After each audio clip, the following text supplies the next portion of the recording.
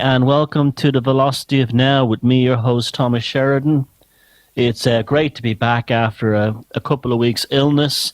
I'm feeling a lot better now. I was very poorly there for a while, but, I'm back. You can't keep me down. Like, I don't know, a balloonist overdosing on Viagra. You can't keep me down. That sounds like something Lord Flashheart would say, wouldn't it? Hey, baby, like a balloonist overdosing on Viagra. You can't keep me down. Whoa! And I always go, hurrah! That's what he'd say, yeah.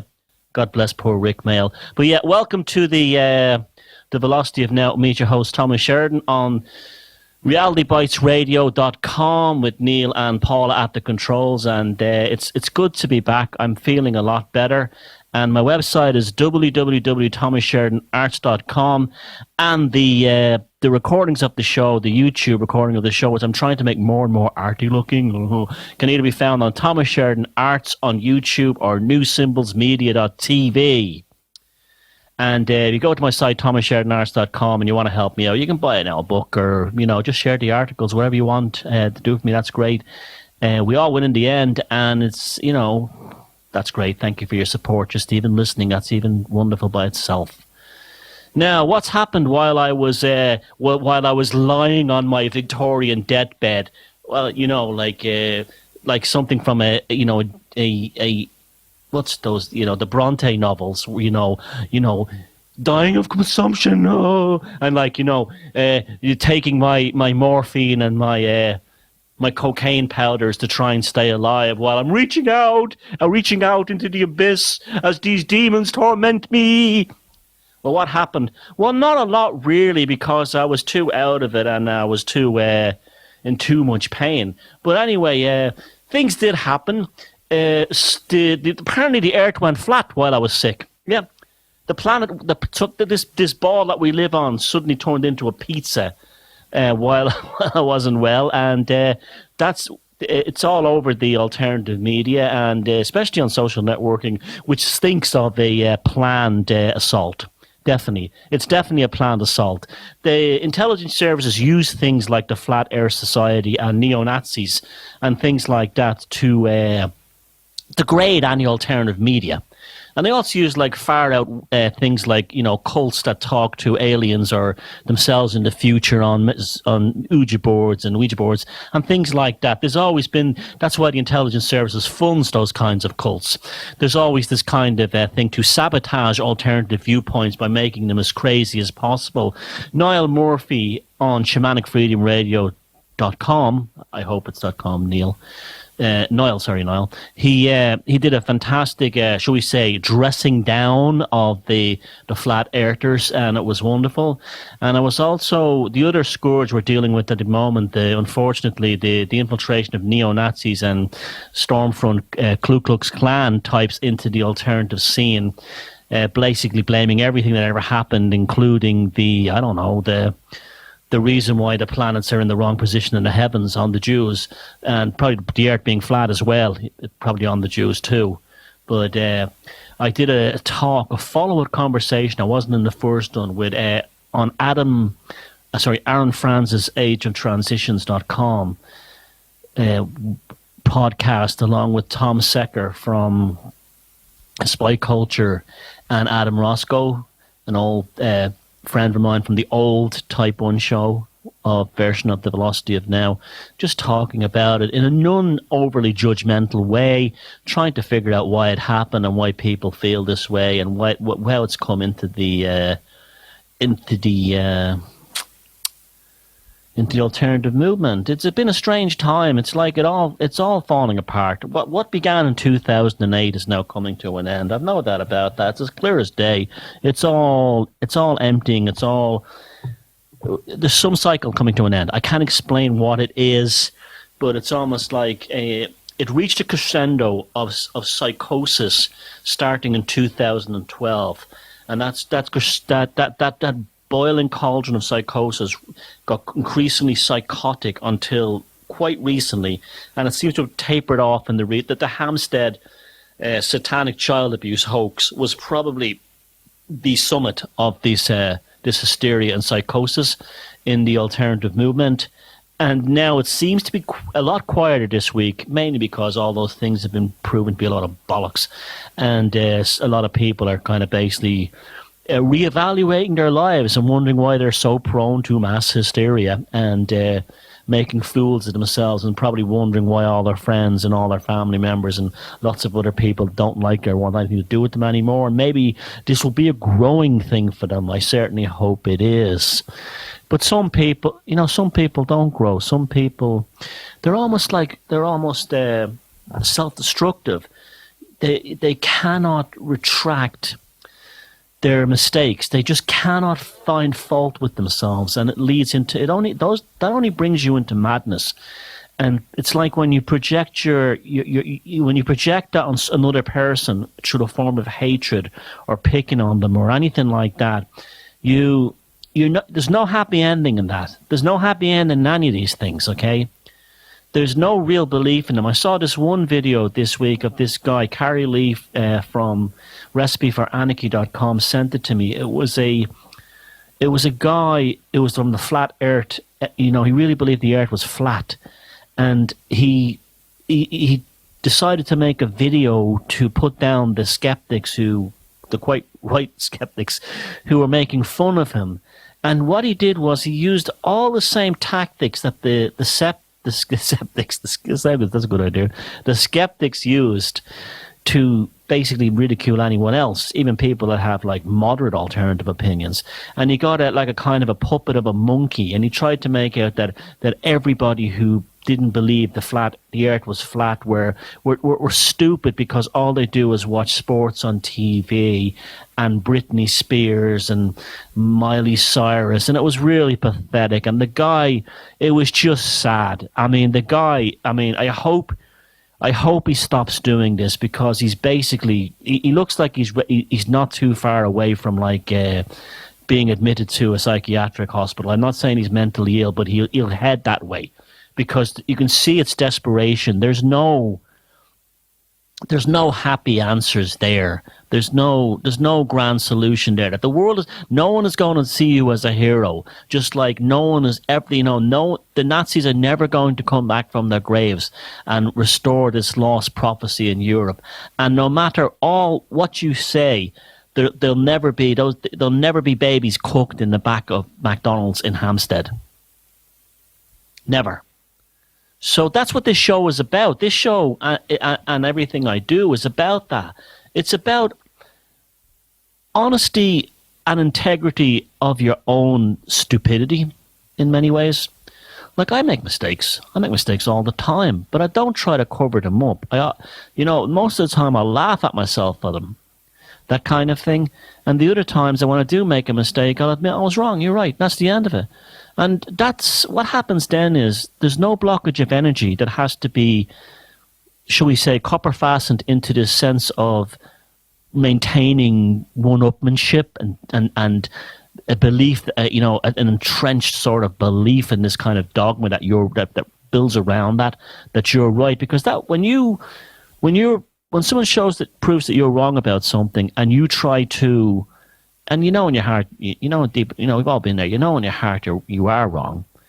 When you try to, shall we say, hold on to that self-delusion, you end up building a kind of a narrative. It's almost like a plot line of the most complicated movie you've ever seen, because it's true what they say, the truth is straightforward and easy. A lie is like over the top. That's why I knew the Hampstead thing was a complete joke from the beginning, because it had a plot line that was more complicated than The Big Sleep. It was really just, or The Great Gatsby. It was just over the top, or Dr. Zhivago. It was just a massive plot line and narrative. And when that's what you end up building when you start lying.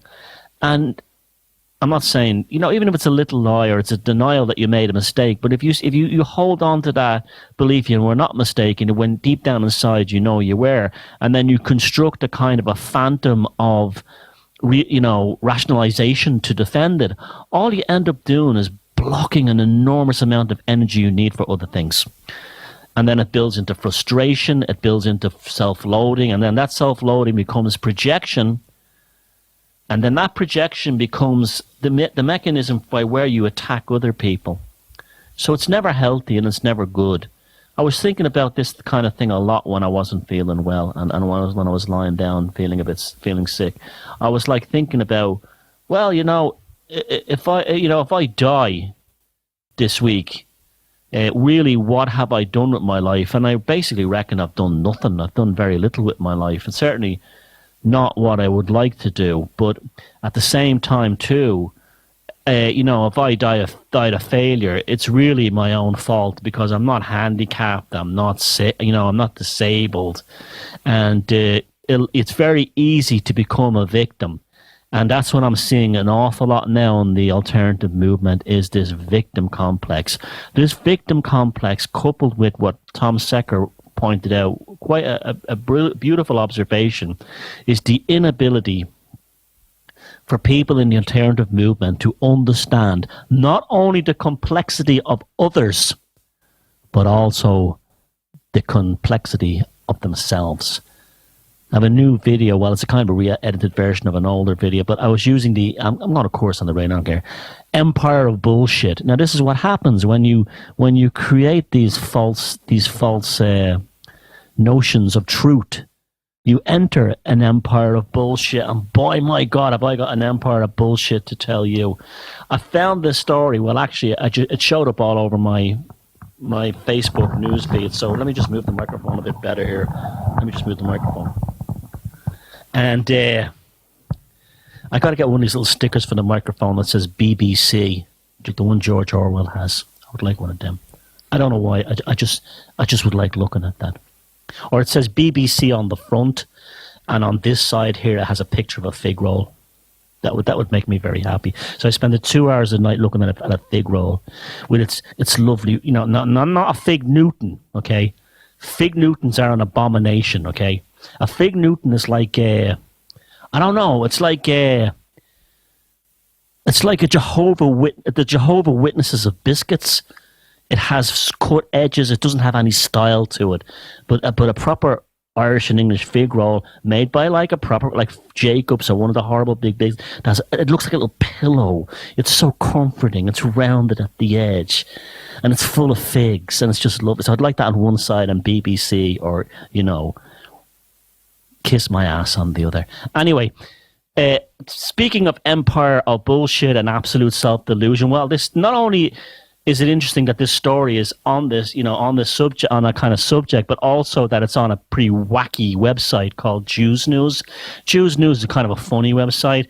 It's basically, well, you can tell just by when you go to the website, the first thing you see is anti-Semitism. So you can tell it's like what's all about, like, who's attacking us this week? And although there's a lot of anti-Semitism in the world, these guys they just go a bit too far. But anyway, they can gotta be funny as well. They have some good stories, but that shows you where they come from. But there's a story, I don't know what date it's from, but it says Kenyan lawyer sues Israel for killing Jesus.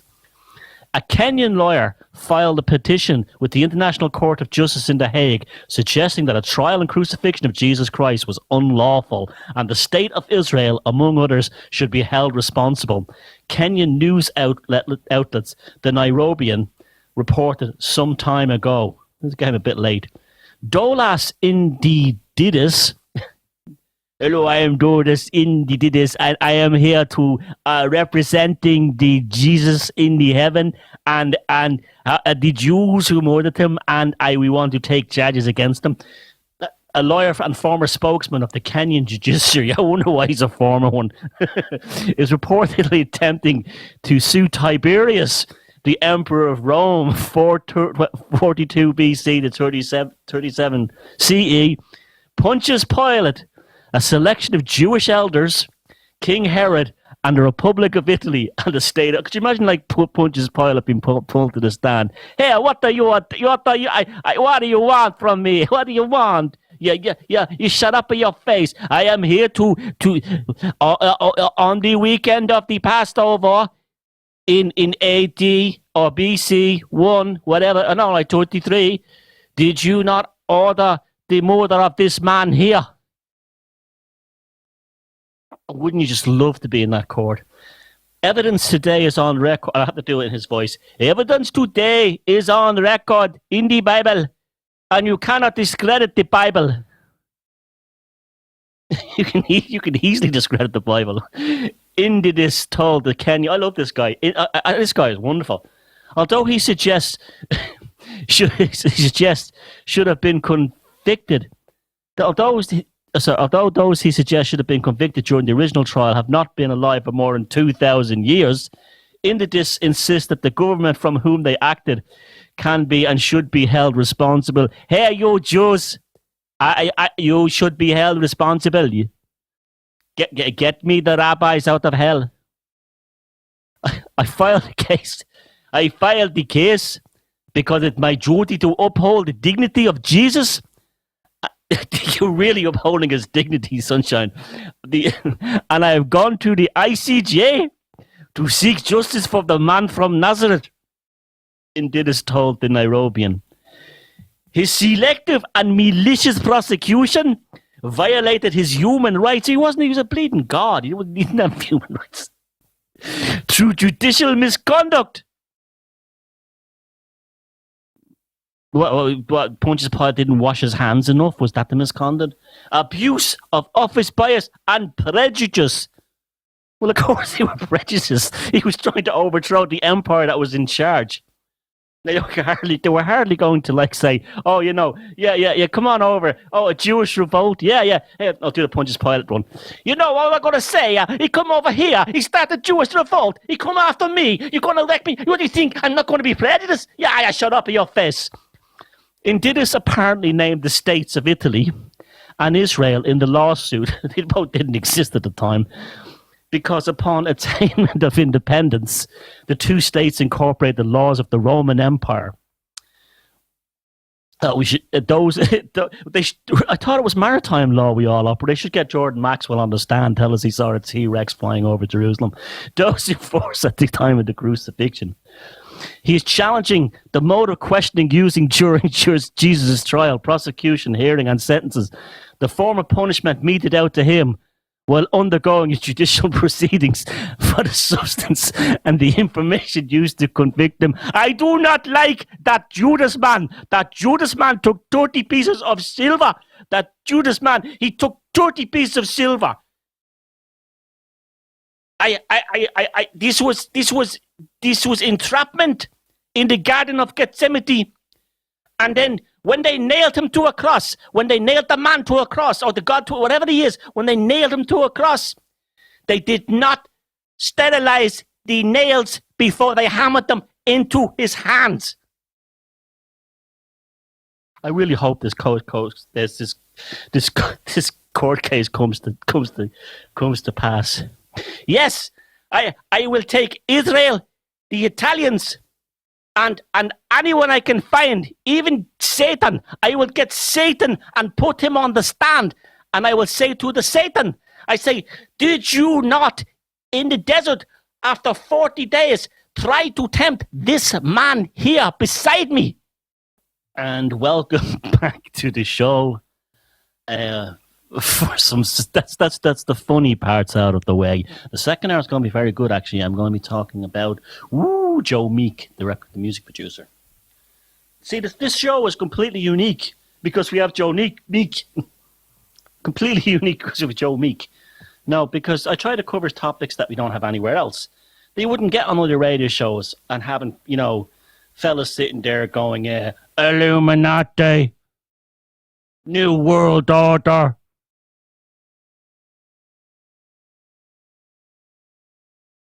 Satanic child abuse.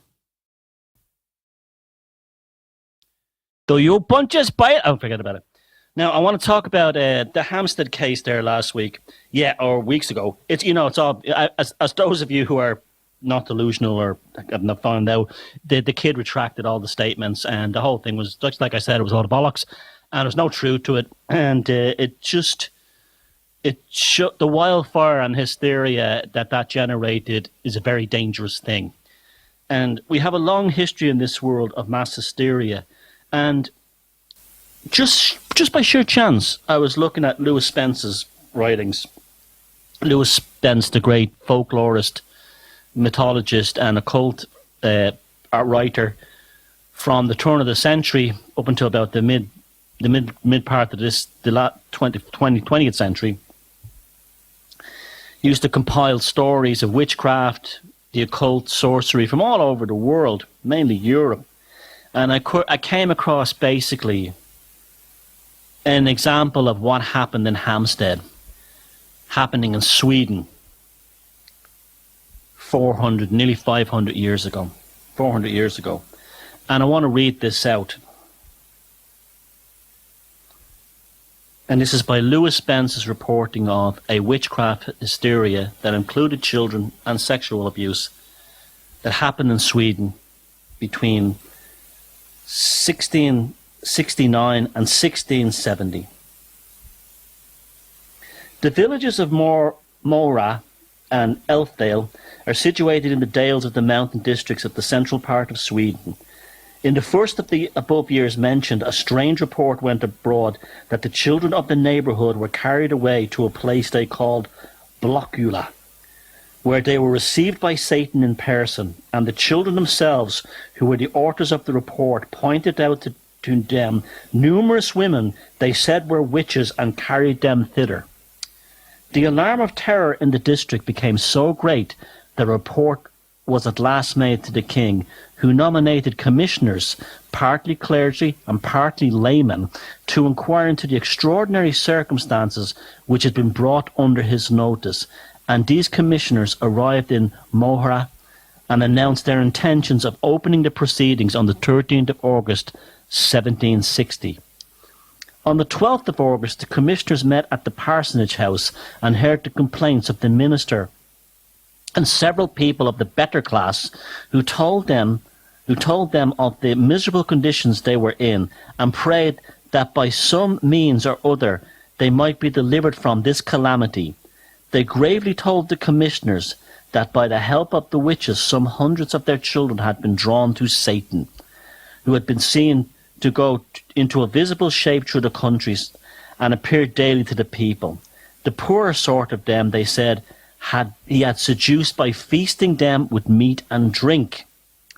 The commissioners entered upon their duties on the next day with the utmost diligence, and the result of their misguided zeal formed one of the most remarkable examples of cruel and remorseless persecutions that stains the annals of sorcery.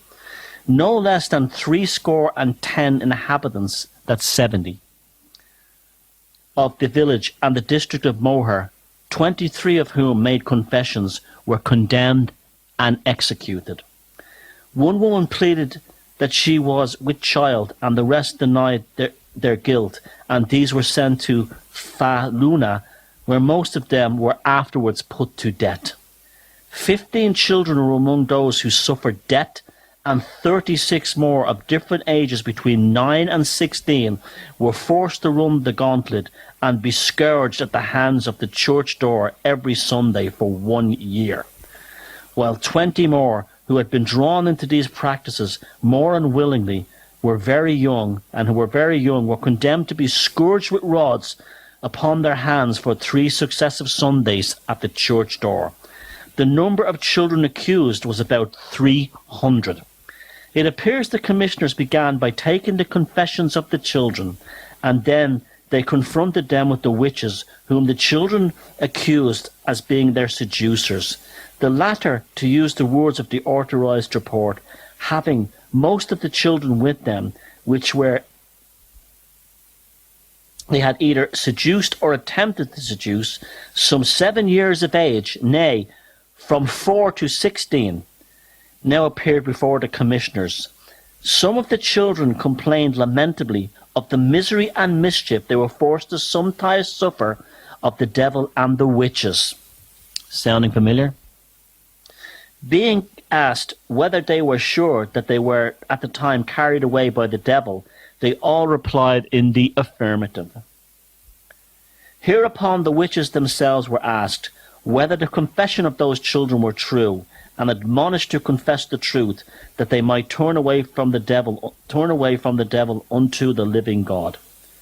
At first, most of them were very stiffly, and without shedding at least a tear denied it, though much against their will and inclination.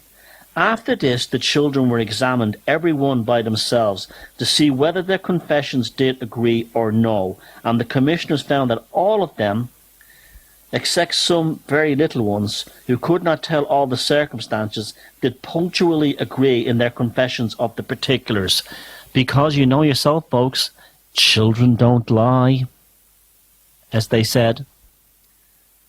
In the meanwhile, the commissioners that were in the clergy examined the witches, but could not bring them to any confession, all continuing steadfast in their denials, till at least some of them burst into tears, and their confession agreed with what the children said. And these expressed their abhorrence of the fact and begged pardon, adding that the devil, whom they called Lokyata, had stopped their mouths of some of them, so loath was to part with their prey, and he had stopped the ears of others. And being now gone from them, they could no longer conceal it, for they had now perceived his treachery. The witches asserted that the journey to Blockula was not always made with the same kind of conveyance they commonly used. Men, beasts, even sprites and posts, accordingly as they had opportunity. They preferred, however, riding upon goats, and if they had more children with them than animals could conveniently carry, they elongated the goat's back by means of a spit, anointed with the magical ointment. It was further stated that if any children did at any time name the names of those, either man or woman, that had been with them, and carried them away, they were again carried by force, either to Blockula or to the crossray, and there beaten in so much that some of them died of it. Remember the kid said, dancing on the skulls? And this some of the witches confessed and aided that now they were exceedingly troubled and tortured in their minds of it.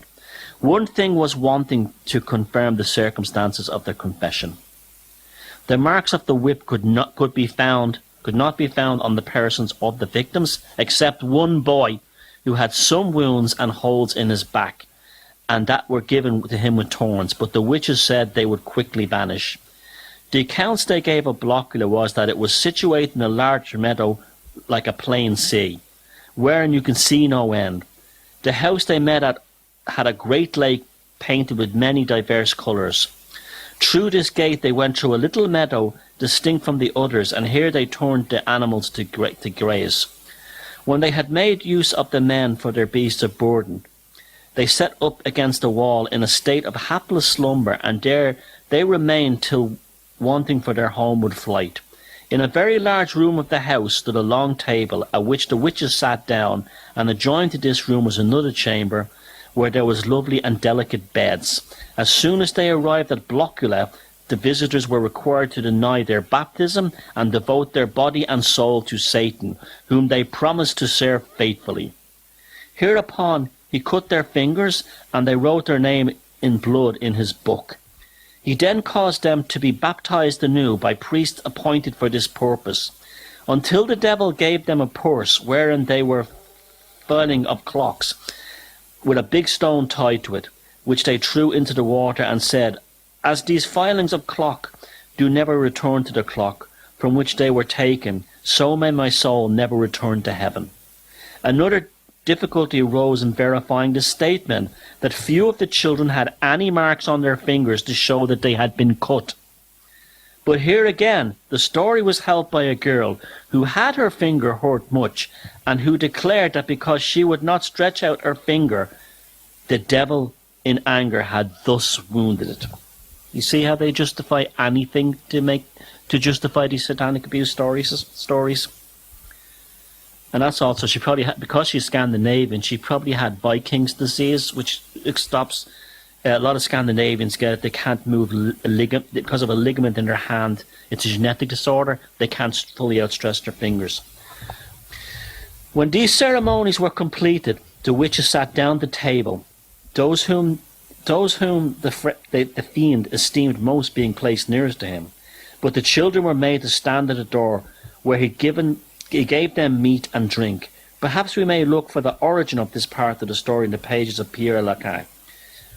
The food which the visitors to Blockler were regaled consisted of broth and coleworts and bacon in it, oatmeal bread, spread with butter, milk and cheese. Sometimes they said it tasted very well, sometimes it tasted ill.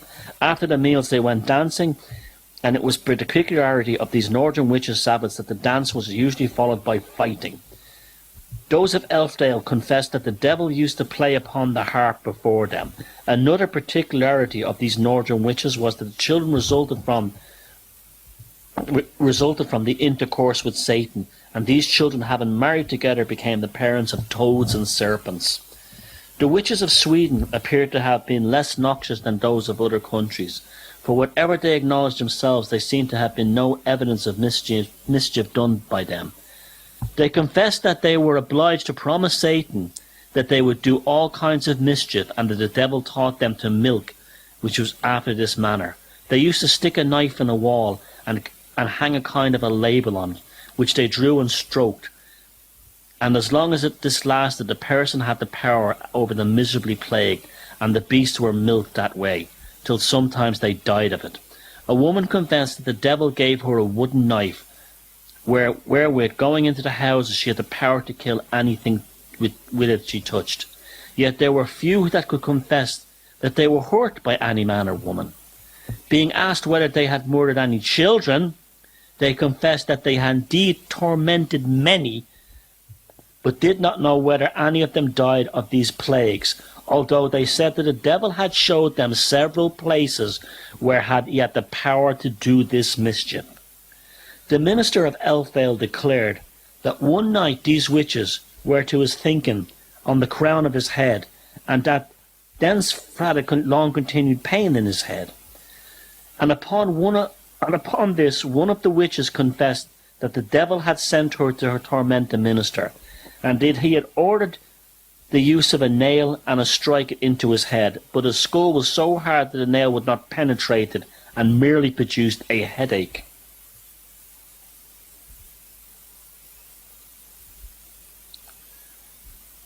The hard-headed minister said further that one night he felt a pain as if he was torn with an instrument used for combining flax, and when he awoke he heard somebody scratching and scraping at the window, but could see nobody. And one of the witches confessed that she had seen this, that she was this person that had thus disturbed him. The minister of Mohra declared also that one night one of the witches came to his house, and did so violently take him by the throat that he thought he should have been choked, and awakening he saw the person that he did but could not know her, and that for some weeks he was not able to speak or perform divine service. An old woman of Elfdale confessed that the devil had helped her make the nail, which she struck into the boy's knee, which stroke the boy remained lame for a long time. And she added that before she was burned or executed by the hands of justice, the boy would recover. Another circumstance confessed by these witches was that the devil gave them a beast about the shape of the bigness of a cat, which they called a carrier, and a bird as big as a raven but white, and these they could send anywhere, and wherever they came took away all the sorts of victuals such as butter, cheese, milk, bacon, and sorts of seeds, and carried them back to the witch.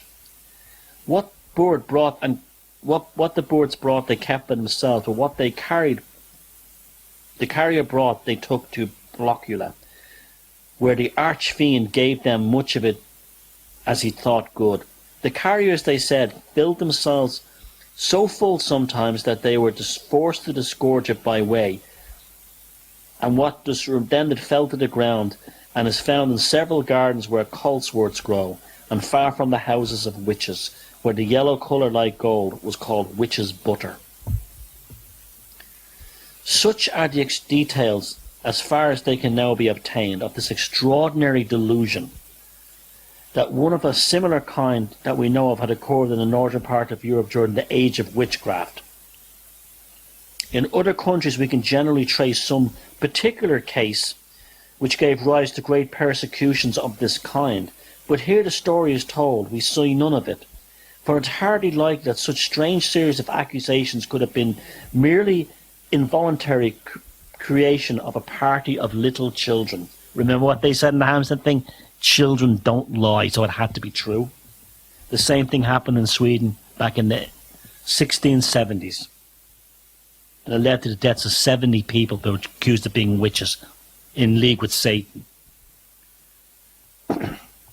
Suspicion is excited by a particular part of which two clergymen of Elfdade and Mora acted in it.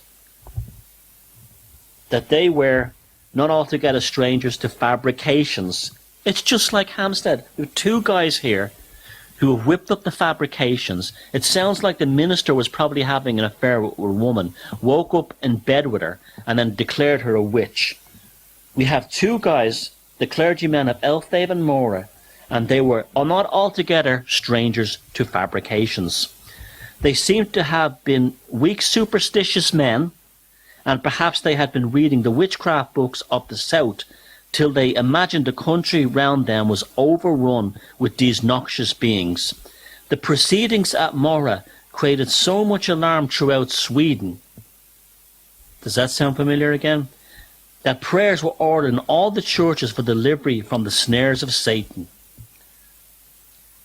who was believed to have been let loose in that kingdom, on a sudden and new edict of the king to put a stop to the whole process, and the matter was brought to a close rather mysteriously. It is said that the witch persecutions was increasing so much in intensity that accusations began to be made against people of the higher class in society, and then a complaint was made to the king, and then they were stopped.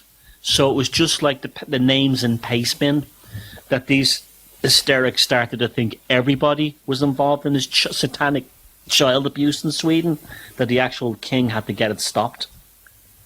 Perhaps the two clergymen themselves became alarmed, but one thing seemed certain, that the moment the commission was revoked and the persecutions ceased, no more witches were heard of. And that's from Lewis Spence's an Encyclopedia of the Occultism, and that's a story from a satanic child abuse witch scare from what, over 400 years ago. Nothing has really changed in this world, folks. And in fact, if anything, the internet has become the electronic washerwoman. You know, I mean, I don't mean to be sexist by that, but in the old days, the washerwomen used to go down by the rivers, and there they would spread stories and gossip, and you could tell that anything, and it would spread like wildfire. Any kind of fabrication would be spread like wildfire. With all this technology we have, that's what's happened to people. They've become hysterical and backward. And yeah, there's so many cases like this. The Salem witch hunt is one. And this is why we have to be careful. And I used to think one of the things that distinguished the alternative movement from other movements was it was not prone to this tabloid-esque hysteria. How wrong I've been. Because it was worse than what you'd see in the news of the world and things like that. This was just out of control. And anyone who, it was really insane. Someone posted a video there during the week of some guy who actually snipped out YouTube comments of people who questioned the Hampstead event, and they were openly being called pedophiles themselves. And then one guy was claiming that he would send their names to the IRA to have them sorted out. I first saw this kind of wild hysteria, funny enough, on the other side of the coin, which shows you that there's something about children and abuse that brings out the who will think of the children types. And the more psychotic and hysterical these types are, the more I tend to believe they don't care about children. There was one that I eventually had to block and throw off Facebook who kept saying to me, don't ever have children, don't ever have children, because children don't lie, and that makes Hampstead true. And I checked her profile page, and there was only one thing that she was interested in, that was getting stoned. Everything was cannabis, this, hemp, that. She was so typical of these types that you meet out there who claim that social services picked on them and took their kids off them or gave them a hard time. The reality is that someone in school probably reported that the kids' clothes stank of marijuana, and the social services went over and the house stank of marijuana and weed, and the kids were taken off them. And so then instead of like accepting that they're rotten mothers, what they do then is they project it onto others by pretending that they're sort of like great defenders of children. And any story like the Hampstead thing or the Holly Gregg thing, they become screaming hysterics, pointing the finger at anyone. And when they said things to me and others like, don't you ever have children, what they were indirectly saying was that you would be actually abusive to children if you had them. That's what they were saying. That's what they were really saying. That's how disgusting these pieces of shit are. That's how indecent the more they scream, what about the children? The bigger the piece of shit they are. And by God, did the biggest piece of shits come out in that Hampstead case. But anyway, I foresaw this this muppetry, this hysterical muppetry, in the very early days when Madeleine McCann went missing. And that is a dodgy case, and from day one that has never made a lot of sense to me. And there's still a lot of questions that those parents have to answer, particularly the 42 questions that Kate McCann, very basic questions, that the Algarve police asked her and she refused to answer because she said they were incriminating them. Why would you be worried about being incriminated if your child was abducted? But anyway, in the early days of that McCann thing, I was looking at a forum, and it was basically just a forum about the case that had been quickly set up, and it seemed to be a, like, let's find Maddie kind of thing, that kind of, let's bring Maddie home kind of thing. And it was the only thing out there that I was looking at to try and find out, like, what's really going on with this story. You know, the parents, like, flying around in private jets while their daughter's missing, visiting the Pope, setting up basically businesses, and it just made no sense to me. It just seemed, I mean, it's very easy for me to say that, like, you know, I've never had a child abducted, so I can't put myself in those shoes. But this something just set off my radar that something wasn't right there. Now, I wasn't registered on this forum, but I read the posts, and a surprising number of people, even though it was generally a pro Jerry and Kate McCann forum, were asking, which to my surprise, the same questions I was asking. Like, why did they watch the cuddle cat teddy bear? Why did they go out and get drunk and leave the kids at a babysit? The usual questions. What I saw, I could not believe. Not only were the people who were questioning the behavior and basically the timeline of Jerry and Kate McCann and the Tapas group being called pedophiles, but very often they were accused of being the actual pedophile that took Maddie McCann. And the moderators of this forum were doing things like taking email addresses, finding out who the people were, and posting their names on this forum, calling them pedophiles, and claiming they would forward their names to the police until they released Madeleine. It was right up there with that story. I think it happened in Southampton in England. Forgive me, the people of Southampton, if I'm wrong, but in a neighbourhood in Southampton in England, where a lynch mob in a neighbourhood attacked a person that was a paediatrician in the neighbourhood because they didn't know the difference between paediatrician and paedophile. It was right up with that. It's like whenever you mention anything to do with paedophiles, it brings out the stupidest scum in the world. They're not people who care about children, but the stupidest scum. That's who it brings out.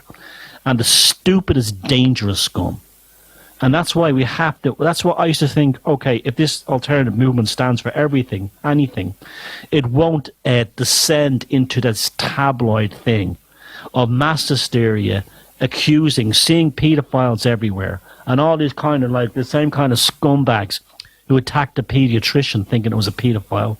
And what happens? It turns out that people in the alternative movement were even worse. They were even worse. And it was bad enough the sharing of those two kids' videos all over the place. That was bad enough. That was despicable. Shame on you if you did that. That was bad enough. But on top of that, these people claiming to be anonymous, anyone today can say they're anonymous. They're just posting the names of all these people in Hampstead in the schools and everything into that disgusting pastebin website, and claiming they were satanic pedophiles who eat babies in the back of McDonald's. No trial, no arrest, nothing. And these people are supposed to see themselves as vanguards of justice. These people, and then they share these files and share these sites. That's why I will have nothing to do with these types anymore. As people email me, still PM me stories to do with those kinds of things. Go back to UK Column. They handle that stuff. No disrespect to them, but that's what they do. I don't do that. I don't care about it anymore, because the fact is that 90% of it seems to be a load of crap, or people who are trying to get back at social services for being rotten parents by inventing phony stories. It was like this one a few years ago. This despicable cow a few years ago contacted me on Facebook. And she was claiming that she was being stalked by a civil servant on her Facebook page who was watching her. Well, it turns out that she was collecting disability, and at the same time going all over Europe. There was photographs of her hanging out of a mountain, and all these they were all psychopaths and pedophiles who were coming at me. And I just asked her one simple question. I said, I don't know what it was. I think I asked her to say, do you have any evidence he's actually harassing you? And then the next thing she knows, she creates a website calling me a psychopath. And these are the kind of people out in this despicable creatures in this movement, and that are out there. And I want, look, if you're a fan of this show and you enjoy my work and you like what I stand for, let's begin a boycott of these psychotic, hysterical witch hunters. Let's just begin a boycott of them. Because, yes, I know there's pedophiles. They generally are like serial killers. They work alone. Because when they start teaming up, that's when they get caught. Remember, most pedophiles are psychopaths. They work alone. They don't want to get caught. Secondly, there's no evidence of satanic pedophile rings. Yes, there's evidence of satanic carry-on, quote-unquote satanic. It's basically really black magic going on in certain social circles. I have absolutely no problem with that within the upper echelon of society. And yet there have been abuses by the Catholic Church clergy. Again, that was not organised. That was them looking after. These are like paedophile priests getting that job in the church so they could do that. And most of them have been arrested and caught over the years. It's not that they always got away with it. But these ones, look, I'm not saying that we shouldn't highlight these cases or look at them or talk about them, but these hysterical types, we have to make sure we don't feed them. And if people like that show up on your Facebook page, screaming and shouting like that and saying those kinds of things, just like the ones who are screaming and shouting anti-Semitism things and Jew bashing, you really are probably better off not having them in their life, because those people will never be anything other than trouble. And even if you can deal with their behavior, what they do, just having them in your life will suck the living life energy out of you. That's the main reason I have nothing to do with the so-called psychopath recovery scene anymore, is because it's filled with toxic people who are completely consumed and putrefied within their own victim complexes, desire for revenge. And it just, even being around, talking or reading these people's constant ruminations of perceived, and they usually are nearly always perceived, abuse stories, it just drives you, it just draws the energy out of you. And we've only got so much energy in our bodies while we're on this planet. I'm not saying we should all live in happy-go-lucky la-la land. I look at a lot of dark things. I feature stories on things like serial killers because I'm trying to get you to understand. I'm trying to get you to understand, and people to understand, that we can learn about psychopaths in business and government by this modus. This is how I figured out Jimmy Savile was a serial killer, because I profiled his pathology and I quantified it according to known serial killing cases that were criminally investigated properly. Remember, we still have a law and order. We have to kind of deal with it. And, and that's how I figured that out. So that's why these are useful things I'm putting out there. But I don't live in a state of fear. I'm a happy guy. I have a lot of fun. I enjoy myself. I live a very creative life. I do things that really enjoy. I get out there in nature, but I also understand the dark side. I look at that too, but I'm not consumed by it. And that's what happens if you let yourself be consumed by it, because it will absolutely poison you. Just like it poisoned that community in Sweden back in the 1670s. Be objective, be wise, stand back, and steer well clear of the red top hysteric and the tabloid hysterics.